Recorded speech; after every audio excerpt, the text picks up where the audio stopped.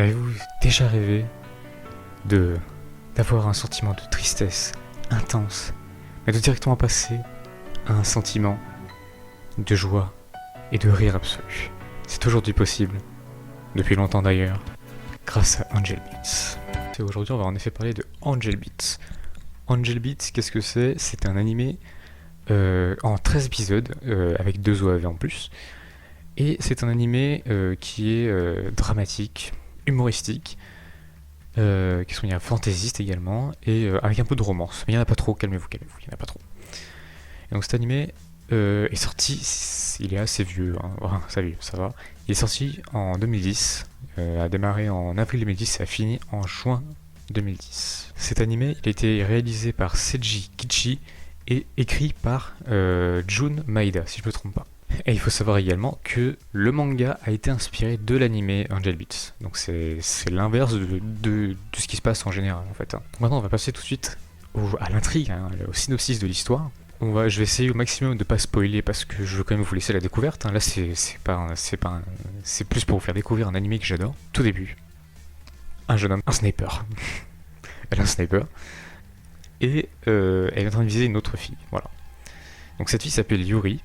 Voilà, et elle est en train de viser une fille qui s'appelle Tenchi. Voilà. Et donc Yuri lui apprend à Otonashi, donc le garçon le jeune homme qui vient de se réveiller, qu'il est dans l'au-delà et qu'en fait il est mort. Voilà.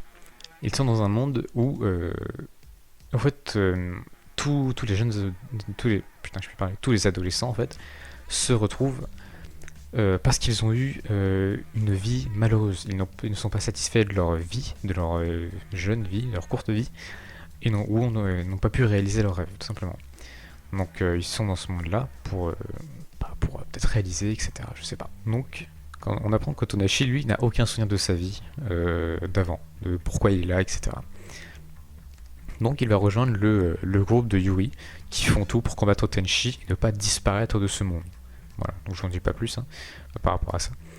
Donc vous vous en doutez, hein, dans ce genre de monde, on peut pas mourir, hein, parce qu'ils le sont déjà. Donc voilà. Donc voilà, Otonashi va rejoindre le groupe de Yuri pour affronter Tenchi qu'ils prennent pour un ange hein, d'ailleurs. Donc est-ce qu'elle est vraiment mystère et pour ne pas disparaître de ce monde. Voilà. Donc je ne vous dis pas plus sur l'intrigue et l'histoire de l'animé, pour vous laisser découvrir ce monde et les personnages. Maintenant je vais vous parler des OST et de l'opening. Hein. Donc je vous le dis, moi l'opening je l'adore. Je kiffe l'opening, le son du piano, je le kiffe tellement, j'adore aussi la voix de la chanteuse. Tout ça c'est harmonieux, c'est beau, c'est génial, j'adore écouter ça, je trouve ça absolument génial, magnifique. Et les OST aussi, les OST sont relativement simples, elles sont assez simples, il n'y a pas de beaucoup d'instruments. Ils sont là vraiment juste pour accentuer les scènes, les événements de l'animé. Donc ils font très bien le taf, hein. Moi je trouve très très cool les OST. Mais voilà, il y en a qui s'écoutent facilement hors de l'animé, hein, comme certaines OST s'écoutent hors de l'animé facilement, mais d'autres c'est chaud. Hein. Voilà, il y en a d'autres tu peux pas les écouter, c'est trop chiant. Donc je vous les mets pas actuellement en vidéo parce que il y en a beaucoup trop, il y a environ 2 heures d'OST. Donc je vous mettrai un lien d'une vidéo avec toutes les OST de l'animé, voilà, si vous voulez écouter. Et l'ending aussi, l'ending. Voilà, je vous vise vous.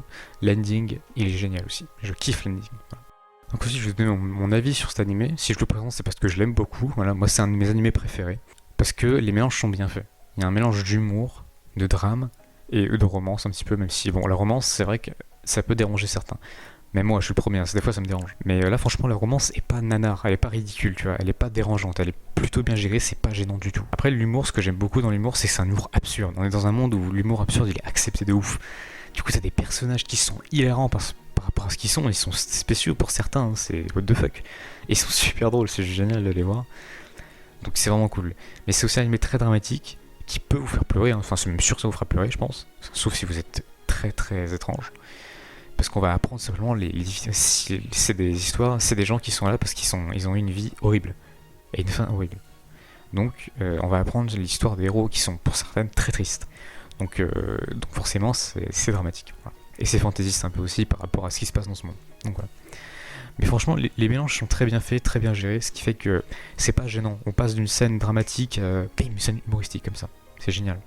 Et aussi, à des moments, ce qui est très drôle aussi, c'est qu'on a des scènes qui commencent à être épiques. Il y en a un qui va sacrifier et tout. T'as une musique une musique épique. Et d'un coup, tout est cassé par un mec qui dit une merde, tout comme ça. Parce que, en fait, c'est genre, on se revoit tout à l'heure, tu vois, genre, il va pas mourir, en fait. On va le retrouver 1 heure après. Donc, c'est ça qui est drôle, c'est que les scènes épiques, qui pourraient être épiques, elles sont cassées comme ça. C'est frustrant, mais c'est drôle à la fois. C'est ça qui est génial. C'est pour ça que je le kiffe. C'est pour ça que je kiffe cet anime. Parce qu'il peut te frustrer, mais il est tellement drôle. Juste trop drôle. Les OAV aussi sont très très cool. Si vous, quand vous aurez fini cet animé, regardez les OAV, elles sont très très cool. Je pense aussi que cet animé, je pense personnellement que cet animé peut nous faire réfléchir sur certains aspects de la vie. Genre profiter de la vie ou tout comme ça. Réfléchissez, choisissez vos. Un peu. N'hésitez pas à. Faites des choses que vous ne regretterez pas, je pense. Quelque chose comme ça. Enfin, personnellement, je pense qu'on peut. Certains aspects de cet animé et des histoires des personnages peuvent nous faire réfléchir sur certains aspects. Voilà. C'est ce que je pense. Après moi, j'ai pas trop réfléchi, j'ai juste profité de l'animé, mais je pense que certains, ça peut faire réfléchir. Voilà. Donc c'est tout ce que je vais dire sur cet animé. C'est un animé très simple, très court. Enfin très simple, très court, 13 épisodes, 2 OAV en plus. C'est un petit épisode de 2 minutes 20 avec un... C'est une fin alternative en fait, tout simplement. Donc je vous spoil rien. N'hésitez pas à aller voir, c'est juste génial. Et merci à tous. Et à la prochaine. C'était Avaris. Salut.